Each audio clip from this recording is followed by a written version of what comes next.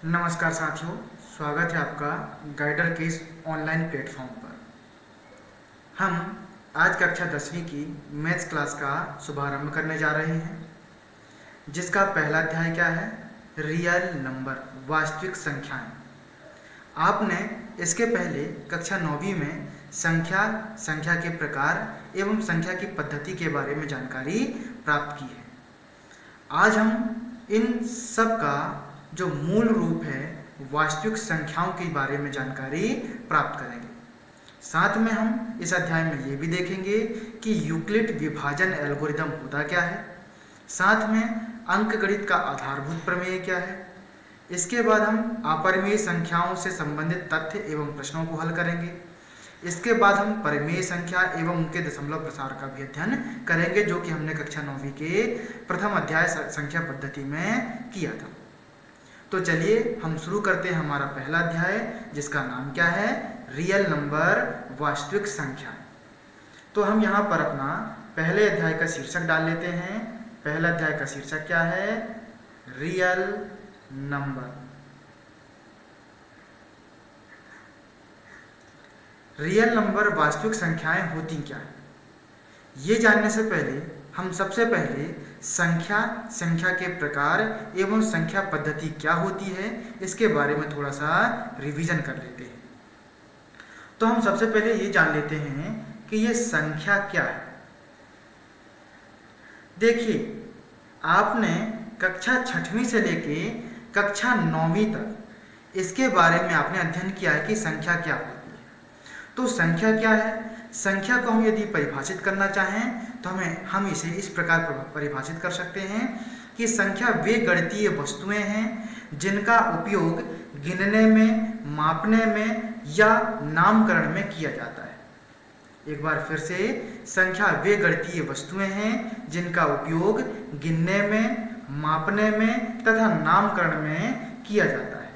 देखिए, मूलभूत संख्या कितने प्रकार की होती है, तो हम पढ़ते आ रहे हैं कि संख्या होती है प्राकृत संख्या, संख्या होती है पूर्ण संख्या, इसके बाद पूर्णांक, के बाद परिमेय संख्या, के बाद अपरिमेय, इसके बाद वास्तविक संख्या।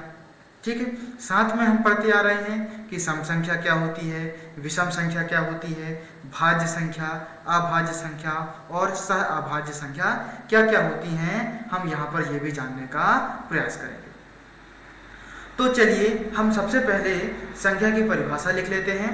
जैसा कि मैंने अभी आपको पूर्व में बताया कि संख्या क्या होती है, तो संख्या क्या होती है? गणितीय वस्तुएं। संख्या क्या होती है? गणितीय वस्तुएं जिनका उपयोग कहाँ किया जाता है? जिनका उपयोग किया जाता है गिनने में, मापने में, नामकरण में। साथ में हम यहाँ पर इत्यादि का प्रयोग भी कर देते हैं कि इत्यादि जगह इन नंबरों का प्रयोग किया जाता है, इन संख्याओं का प्रयोग किया जाता है। अब हम यदि इसके प्रकार की बात करें तो इसके प्रकार कितने होंगे?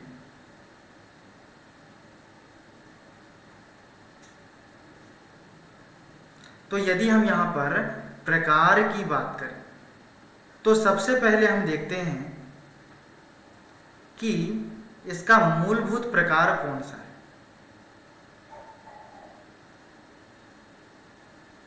इसका मूलभूत प्रकार है प्राकृत संख्या। प्राकृत संख्या क्या होती हैं भाई? ये प्राकृत संख्याएं क्या होती हैं, बताइए जरा, क्या होती हैं प्राकृत संख्याएं? तो हम प्राकृत संख्याओं को इस प्रकार परिभाषित कर सकते हैं कि प्राकृत संख्याएं ऐसी संख्याएं होती हैं जो एक से प्रारंभ होती हैं, और अपरिमित रूप से अनंत तक बढ़ती चली जाती हैं। क्लियर है? तो प्राकृत संख्याएं ऐसी संख्याएं होती हैं जो एक से प्रारंभ होती हैं और अनंत तक बढ़ती चली जाती हैं। इन संख्याओं को क्या कहते हैं? प्राकृत संख्याएं कहते हैं। इसके बाद आप इसके दूसरे प्रकार की बात करें तो इसका दूसरा प्रकार कौन सा होगा भाई? तो इसका दूसरा प्रकार होगा पूर्ण संख्या है। कौन सी संख्या? पूर्ण संख्या। ठीक है, तो पूर्ण संख्या में क्या शामिल हो जाती है? तो यदि हम प्राकृत संख्या में 0 को और ऐड कर दें तो 0, 1, 2, 3, 4, 5 से यदि ये संख्याएं अनंत तक आगे बढ़ती चली जाती हैं तो इन संख्याओं के समुच्चय को क्या कहा जाता है? इन संख्याओं के समुच्चय को पूर्ण संख्या कहा जाता है। ठीक है, अब यदि हम इसके तीसरे प्रकार की बात करें तो इसका तीसरा प्रकार क्या होगा? इसका तीसरा प्रकार होगा पूर्णांक संख्या, या हम इन्हें कहते हैं पूर्णांक। तो भाई पूर्णांक में क्या क्या शामिल होता है? तो पूर्णांक में प्राकृत संख्या, पूर्ण संख्या और ऋणात्मक संख्याएं भी शामिल हो जाती हैं। तो इन सब के समुच्चय को हम क्या कहते हैं कि ये सब, इन सब का समुच्चय क्या है? पूर्णांक है। तो यहां पर हम क्या लिख सकते हैं? ये है ऋणात्मक संख्याओं का संग्रह, साथ में पूर्ण संख्याओं का संग्रह। क्या कहलाता है? ये पूर्णांक कहलाता है। ये भी इधर आगे बढ़ता है और कहां तक आता है? अनंत तक आता है। ठीक है, अब यदि हम इसके चौथे प्रकार की बात करें तो इसका चौथा प्रकार क्या हो जाएगा? इसका चौथा प्रकार हो जाएगा अपरिमेय संख्या। अपरिमेय संख्या के पहले हम ये देख लेते हैं कि इसके पहले क्या होगा? इसके पहले हो जाएगी परिमेय संख्या। तो ये परिमेय संख्या क्या होती है? देखिए, आपने इसके पहले संख्या रेखा पढ़ा होगा। संख्या रेखा के बारे में आपने ये देखा है कि 1 और 2 के बीच भी बहुत सारी संख्याएं विद्यमान रहती हैं जिन्हें P/Q के रूप में व्यक्त किया जा सकता है। इन संख्याओं को ही क्या कहते हैं? परिमेय संख्या कहते हैं। इन्हें किस प्रकार परिभाषित किया जाता है? इन्हें इस प्रकार परिभाषित किया जाता है कि वे संख्याएं जिन्हें P/Q के रूप में व्यक्त किया जा सके, जहां P व Q क्या होते हैं?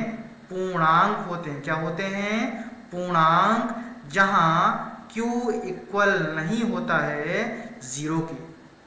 क्लियर है? एक बार फिर से परिभाषा। परिमेय संख्याएं वे संख्याएं होती हैं जिन्हें P/Q के रूप में व्यक्त किया जा सकता है, जहां P और Q पूर्णांक होते हैं। पूर्णांक यानी ऋणात्मक और धनात्मक और शून्य कोई भी शामिल हो सकता है। किंतु जहां हम यदि हर की बात करें तो हर क्या है? Q है और Q इक्वल नहीं होना चाहिए 0। भाई ऐसा क्यों? तो ऐसा इसलिए क्योंकि किसी भी संख्या के बटे में यानी हर में जैसे ही शून्य प्राप्त होता है उसकी वैल्यू अपरिभाषित हो जाती है, अपरिमित हो जाती है, या हम उसे अनंत के नाम से भी संबोधित कर देते हैं। इसके बाद देखिए चौथा प्रकार क्या हो जाएगा? पांचवा प्रकार क्या हो जाएगा? इनका पांचवा प्रकार हो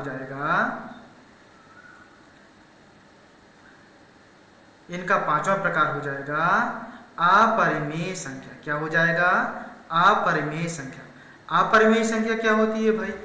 सीधी सी बात है, परिमेय का उल्टा, यानी जिन्हें P/Q के रूप में व्यक्त किया जा सकता है उन्हें क्या कहते हैं? परिमेय कहते हैं। और जिन्हें P/Q के रूप में व्यक्त नहीं किया जा सकता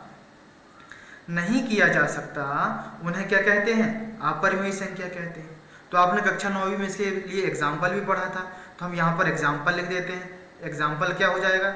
जैसे √2, जैसे √3, √5, √7 और भी क्या है? ये अपरिमेय संख्याओं के क्या हैं? आपके एग्जाम्पल हैं, उदाहरण है। इसके बाद आपका एक अंतिम प्रकार आता है वास्तविक संख्या। इसे हम अंतिम ना कहें, ये हम अध्याय को समझने के लिए बात कर रहे हैं। वास्तविक संख्या, तो आपने कक्षा 9वीं में ये पढ़ा है कि वास्तविक संख्याएं होती क्या है। तो वास्तविक संख्या रेखा में उपस्थित वे सभी संख्याएं होती हैं जिन्हें हम संख्या रेखा में प्रकट कर सकते हैं, व्यक्त कर सकते हैं। चाहे वो अपरिमेय संख्या हो, चाहे वो परिमेय संख्या हो, चाहे वो प्राकृत हो, पूर्णांक हो, पूर्ण हो, कोई भी हो, हम उन्हें संख्या रेखा में व्यक्त कर सकते हैं। और संख्या रेखा की परिभाषा में हमने पढ़ा है कि संख्या रेखा एक ऐसी रेखा होती है जिसमें वास्तविक संख्याओं को व्यक्त किया जा सकता है, प्रदर्शित किया जा सकता है, परिभाषित किया जा सकता है। तो हम वास्तविक संख्या की डेफिनेशन क्या बोल सकते हैं? ऐसी संख्याओं का समुच्चय, या हम ये कह सकते हैं परिमेय और अपरिमेय सभी संख्याओं के समुच्चय को हम वास्तविक संख्याओं के नाम से व्यक्त करते हैं, संबोधित करते हैं। यदि हम इसके वेन डायग्राम की बात करें, तो वेन डायग्राम में आप सबसे अंदर जो मूल चीज है आप देखेंगे कि प्राकृत संख्याएं होती हैं। प्राकृत संख्याओं के बाद चलिए हम इसको एक बॉक्स में रख देते हैं।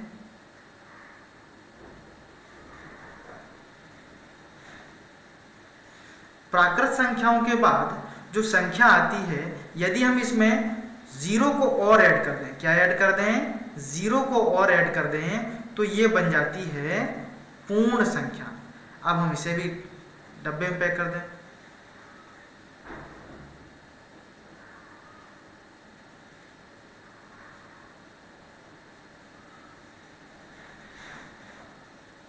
तो यहाँ ये हमें पूर्ण संख्या प्राप्त हो जाती है।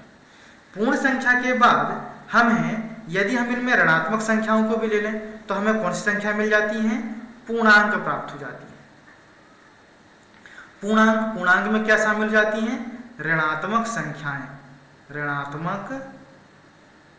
संख्याएं भी शामिल हो जाती हैं। तो ये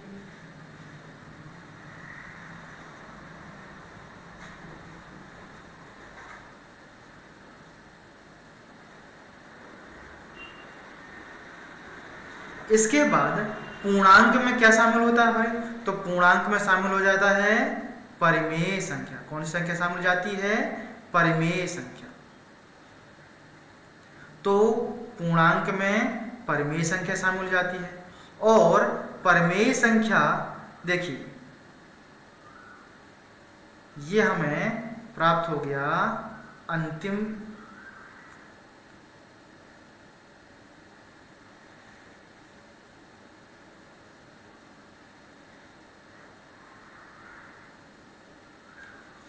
तो यहां पर हम क्या बताने का प्रयास कर रहे हैं? आप इसे समझिए कि परिमेय संख्या में पूर्णांक, पूर्ण और प्राकृत सभी संख्याएं शामिल हो जाती हैं, जबकि पूर्णांक में परिमेय संख्या शामिल नहीं होती। इसी प्रकार पूर्णांक में पूर्ण संख्या और प्राकृत संख्या दोनों शामिल होती हैं, जबकि पूर्ण में ना तो पूर्णांक शामिल होती हैं ना तो परिमेय संख्या शामिल होती है। इसी प्रकार पूर्ण संख्या में प्राकृत संख्या तो शामिल होती है, किंतु प्राकृत संख्या में पूर्ण संख्या शामिल नहीं होती। आप केवल इस डायग्राम से बहुत सारे तथ्यों को हल कर सकते हैं, समझ सकते हैं। इसके बाद एक और संख्या होती है जिसे हम कहते हैं अपरिमेय संख्या। क्या कहते हैं? अपरिमेय संख्या। तो अपरिमेय संख्या क्या होती है? जिन्हें P/Q के रूप में व्यक्त नहीं किया जा सकता। और हमारे अध्याय का नाम क्या, अध्याय का शीर्षक क्या है? तो ये है हमारा वास्तविक संख्या। ये वास्तविक संख्या किस प्रकार परिभाषित है भाई? तो हमने अभी पढ़ा है कि वास्तविक संख्या को परिमेय संख्या, परिमेय और अपरिमेय के समुच्चय के रूप में परिभाषित किया जाता है। यानी परिमेय और अपरिमेय संख्याओं के समुच्चय को, समूह को वास्तविक संख्याएं कहते हैं। जिसमें क्या क्या शामिल है भाई वास्तविक संख्याओं में? वास्तविक संख्याओं में ऋणात्मक संख्याएं शामिल हैं, शून्य शामिल है, धनात्मक संख्याएं शामिल हैं, P/Q के रूप में व्यक्त संख्याएं शामिल हैं, P/Q के रूप में व्यक्त जो नहीं हो पाती वे संख्याएं शामिल हैं। तो इन सब संख्याओं के समूह को क्या कहते हैं? वास्तविक संख्याएं कहते हैं। ठीक। साथ में जिस संख्या रेखा में वास्तविक संख्याओं को या जिस रेखा में वास्तविक संख्याओं को निरूपित करते हैं उस रेखा को संख्या रेखा नाम दिया जाता है। क्लियर है? उम्मीद है आपको ये सब समझ में आ रहा होगा। इसके बाद क्या है? इसके बाद है इसके और भी प्रकार होते हैं। आप पढ़े होंगे कि अन्य प्रकार भी होते हैं संख्याओं के। तो कौन कौन से प्रकार होते हैं भाई, जरा आप विचार कीजिए। तो आपने पढ़ा होगा सम संख्या, विषम संख्या, भाज्य संख्या, अभाज्य संख्या, सह अभाज्य संख्या। तो ये क्या है? इस संख्याओं के अन्य प्रकार हैं। तो हम यहाँ पर इसकी भी संक्षिप्त रूप से चर्चा कर लेते हैं और आगे बढ़ते हैं। तो सबसे पहले हम देखते हैं कि संख्या का एक और प्रकार कौन सा है? सम संख्या। सम संख्या, सम संख्या पता है आपको क्या होती हैं? तो बोलोगे आप 2, 4, 6, 8, 10 और इसी क्रम में जो संख्याएं आगे बढ़ती जाती हैं उन्हें क्या कहते हैं? सम संख्या। आप यहाँ पर नोट पॉइंट कीजिए और आपको पता होगा कि ऐसी संख्याएं हैं जो 2 से विभाजित होती हैं। यानी 2 से विभाजित जो भी संख्या होगी हम उसे सम संख्या कहेंगे। इसी प्रकार विषम संख्या क्या होती है भाई? विषम संख्या तो ऐसी संख्या जो कि 2 से विभाजित नहीं होती, जो कि 2 से विभाजित नहीं होती, ऐसी संख्या को क्या कहते हैं? विषम संख्या कहते हैं। तो ये इस प्रकार की संख्याएं विषम संख्या कहलाती हैं। इसके बाद क्या है? अभाज्य संख्या। अभाज्य संख्या, अभाज्य संख्या की परिभाषा क्या आप बता सकते हैं क्या? तो अभाज्य संख्या क्या होती है? अभाज्य संख्याएं ऐसी संख्याएं होती हैं जिनका गुणनखंड में वो संख्या और एक शामिल होता है। जैसे कि एक संख्या है 7। यदि 7 को मैं किसी संख्या से डिवाइड करना चाहूँ, 7 से छोटी संख्या से मैं उसे भाग देना चाहूँ, तो क्या जाएगा? क्या नहीं जाएगा। किससे जाएगा? या तो 1 से जाएगा या तो 7 से जाएगा। यानी हम 7 को लिख सकते हैं 7 गुणा 1। इस प्रकार की संख्या को क्या कहते हैं? अभाज्य संख्या। अभाज्य का मतलब है जिसमें किसी संख्या का भाग ना जाए, केवल किसका? एक और स्वयं उस संख्या का। ठीक है? एक और स्वयं उस संख्या का के अतिरिक्त किसी और संख्या का भाग उस संख्या पर ना जाए, ऐसी संख्या को अभाज्य संख्या कहते हैं। इसका एग्जाम्पल क्या होगा? तो हम यदि इसके एग्जाम्पल की बात करें तो इसका एग्जाम्पल होगा इसका एग्जाम्पल क्या होगा? इसका एग्जाम्पल होगा 2, 3, 5, 7, 11, 13, 17, 19 और इसी क्रम में संख्याएं आप आगे बढ़ाते जाइए। यहाँ पे ध्यान दीजिए कि बहुत सारी संख्याएं हम छोड़ सकते हैं। इन दोनों संख्याओं के बीच कोई निश्चित क्रम नहीं है। आप देखेंगे तो यहाँ पर 1 आ गया, यहाँ पर 2 आ गया, यहाँ पर कितना है? 2 है। यहाँ पर कितना पहुँच गया? फिर 4 पहुँच गया। यहाँ पर कितना आ गया? 2।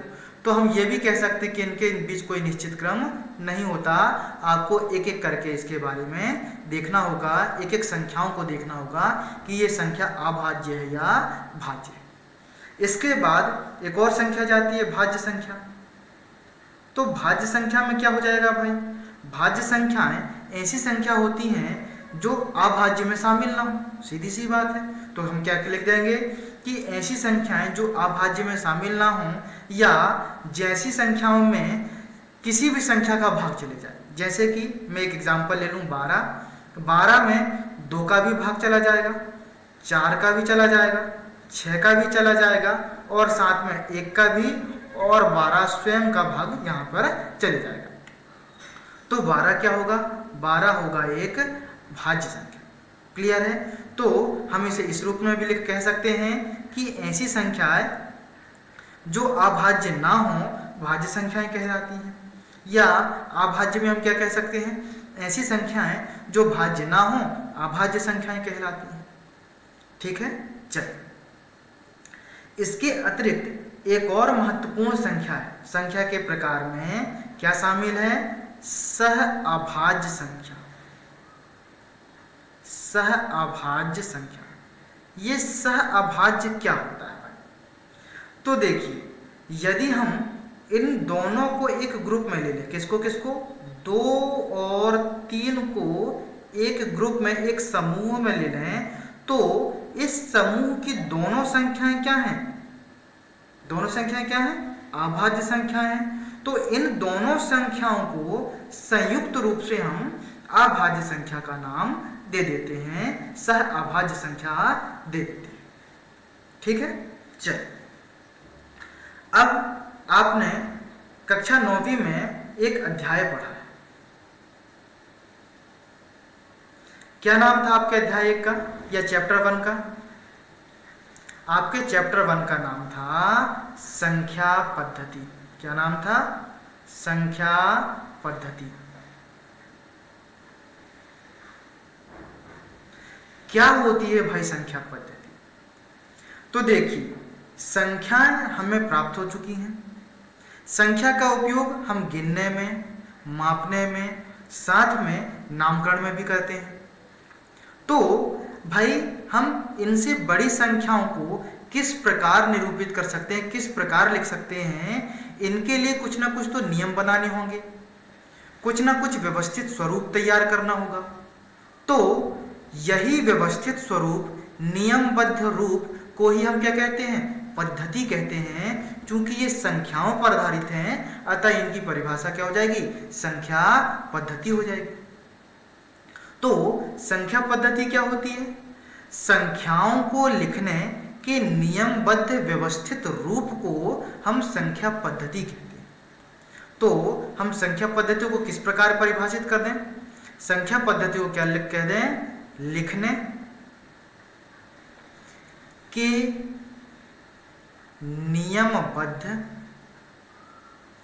व्यवस्थित स्वरूप को, व्यवस्थित रूप को क्या कहते हैं हम, संख्या पद्धति कहते हैं। क्लियर है? अब आपने संख्या पद्धति के 2 प्रकारों के बारे में पढ़ा होगा।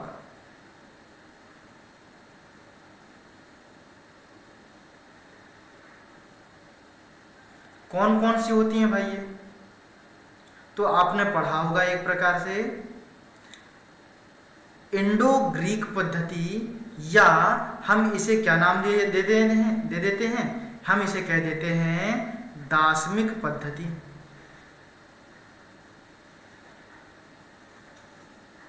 और दूसरा है अंतरराष्ट्रीय पद्धति। आपने कक्षा 9वीं में पढ़ा होगा।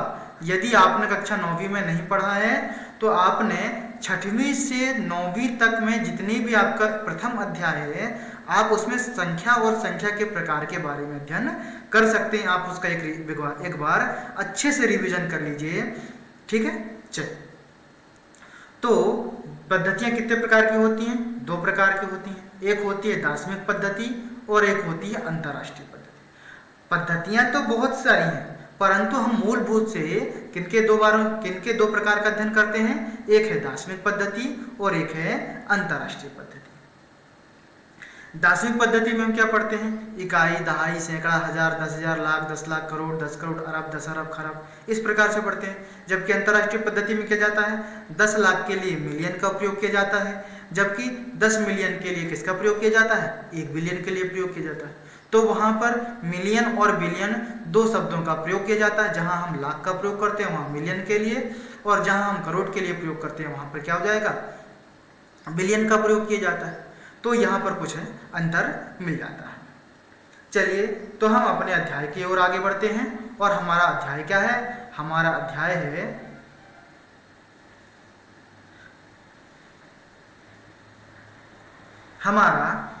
क्या है? चैप्टर 1,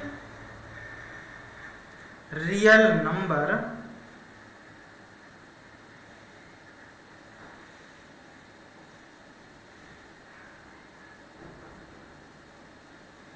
वास्तविक संख्या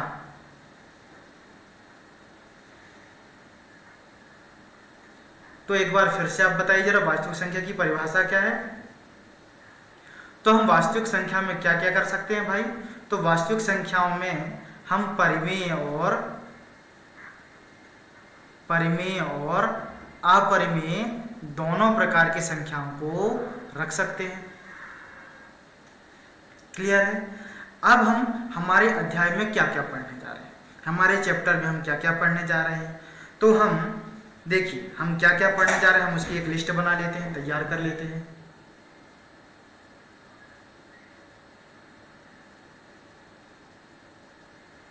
हम यहाँ पर मुख्य 4 बातों के बारे में अध्ययन करने जा रहे हैं।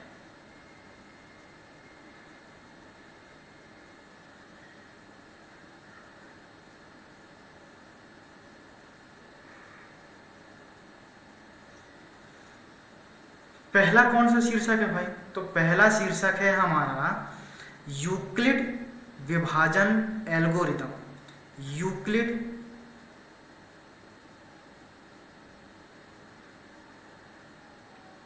Division algorithm. दूसरा क्या है, दूसरा है अंकगणित का आधारभूत प्रमेय, फंडामेंटल थ्योरम ऑफ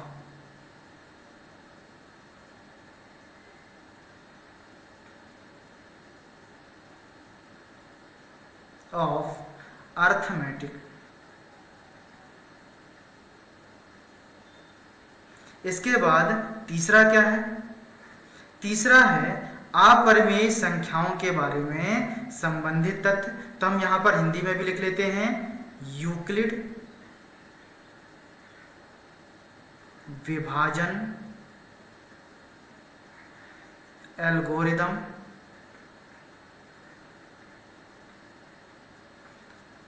अंकगणित का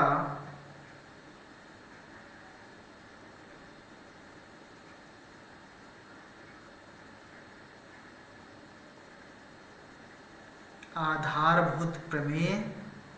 और तीसरा क्या है, अपरिमेय संख्या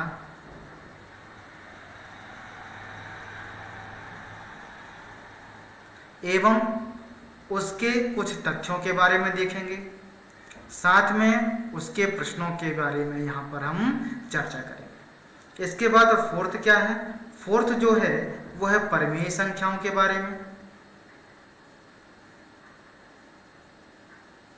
और उनका दशमलव प्रसार किस प्रकार होता है।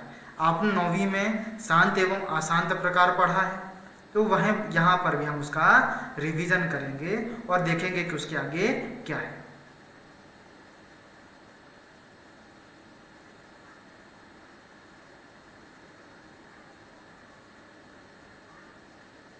ठीक है।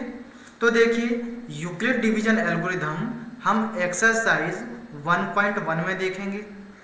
इसी प्रकार जो अंकगणित का आधारभूत प्रमेय है हम उसे एक्सरसाइज 1.2 में देखेंगे, और अपरिमेय संख्याओं तथा तथ्यों के एवं प्रश्नों के बारे में हम एक्सरसाइज 1.3 में देखेंगे, और परिमेय संख्या और उनके दशमलव प्रसार के बारे में हम एक्सरसाइज 1.4 में जानेंगे और इनके प्रश्नों को हल करेंगे।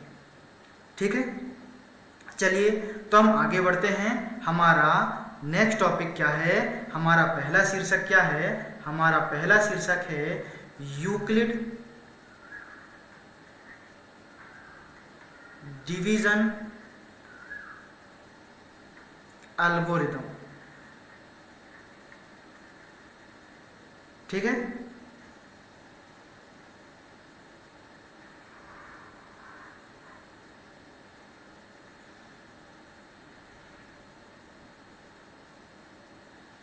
चलिए हम यहां पर एक एग्जाम्पल से शुरू करते हैं कि ये है क्या।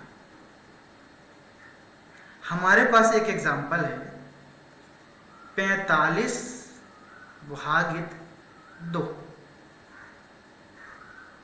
चलिए आप इसे डिवाइड कीजिए जरा। ये आ गया 45, ये हो गया 2,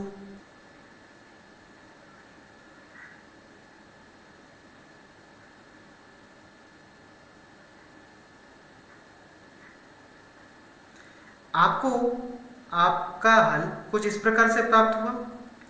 यहां पर हम ये 2 को देखें,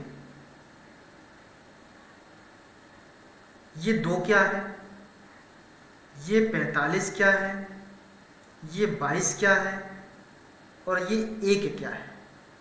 तो ये 2 है भाजक। क्या है? भाजक। हम इसे भाजक कहते हैं। ये क्या है? भाज्य। 45 क्या है? भाज्य। 22 क्या है? भागफल। क्या है? 22 भागफल। और 1 क्या है? शेषफल। शेषफल है। चलिए हम इसे यहाँ पर लिस्ट तैयार कर लेते हैं। तो सबसे पहले हम लिखिए भाजक। भाजक कितना है यहाँ पर? 2। भाज्य क्या है भाई? भाज्य है 45। भागफल कितना है? भागफल है 22। और शेषफल कितना है? शेषफल है 1 है। यदि मैं इस भाज्य को A मान लूं, क्या मान लूं? A। भाजक को मान लूं B। भागफल को संकेत Q से व्यक्त कर दूं और शेषफल को R से। कर सकते हैं कि नहीं? तो इधर आप देखिए, इस पूरी प्रक्रिया को आप कैसे लिख सकते हैं? 45 किसके बराबर है भाई? तो 45 है 2 गुणा 22 धन 1 के। यानी ये 45 क्या है? ये 45 है भाज्य। 2 क्या है? 2 है भाजक। 22 क्या है? तो 22 है भागफल धन 1 क्या है? 1 है शेषफल। यदि हमने अभी देखिए इसको संकेत के रूप में लिख दें तो भाज्य हो जाएगा A, भाजक हो जाएगा B, गुणा भागफल हो जाएगा Q और शेषफल कितना होगा? R। तो हम इसे इस समीकरण के रूप में भी लिख सकते हैं।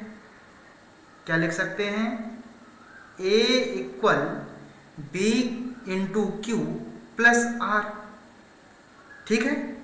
तो देखिए यहां पर शेषफल कितना है? 1 है। शेषफल इस भाजक से कितना है? छोटा है कि बड़ा है? तो हम तब तक भाग देते हैं कि जब तक शेषफल इस भाजक से छोटा प्राप्त ना हो। तो यहां पर हम कंडीशन में क्या लिख सकते हैं कि जहां b भाजक है ना, b की वैल्यू 2, r की वैल्यू 1, तो b बड़ा होगा 1 से या बड़ा होगा r से।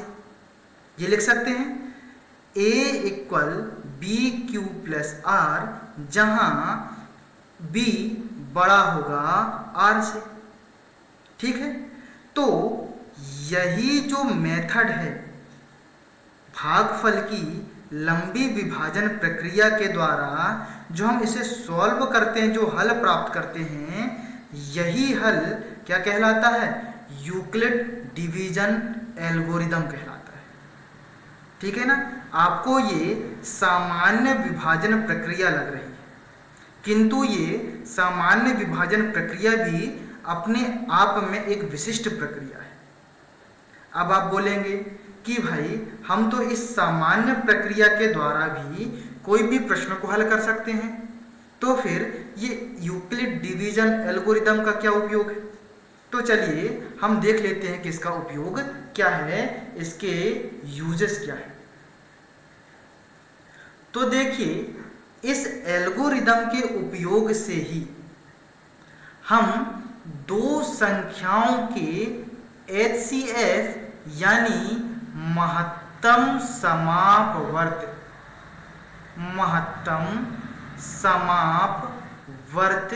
की गणना करते हैं। HCF का फुल फॉर्म क्या है? HCF का फुल फॉर्म क्या है? Highest common factor. क्या है? Highest common factor. हम यहाँ पर एलसीएम और एचसीएफ के बारे में भी थोड़ा सा जानने का प्रयास करेंगे कि ये वास्तविक रूप से होते क्या है। मुझे पता है कि अधिकांश बच्चों को इसकी परिभाषा या इसके मूलभूत गुण के बारे में जानकारी नहीं होगी, तो हम यहाँ पर, आप टेंशन न लें, चिंता ना कीजिए, हम यहाँ पर उसे आपको समझाने का पूर्ण प्रयास करेंगे। तो हम किसकी बात कर रहे थे? यूक्लिड डिवीजन एल्गोरिदम की। यूक्लिड डिवीजन एल्गोरिदम का उपयोग कहाँ किया जाता है? तो यूक्लिड डिवीजन एल्गोरिदम का उपयोग दो संख्याओं के महत्तम समावर्त की गणना के लिए प्रयोग किया जाता है। ठीक है। अब ये यूक्लिड डिवीजन एल्गोरिदम वास्तव में है क्या? तो इसकी डेफिनेशन कुछ इस प्रकार से है। तो हम यहाँ पर लिख लेते हैं इसकी डेफिनेशन या इसका परिभाषित रूप क्या है।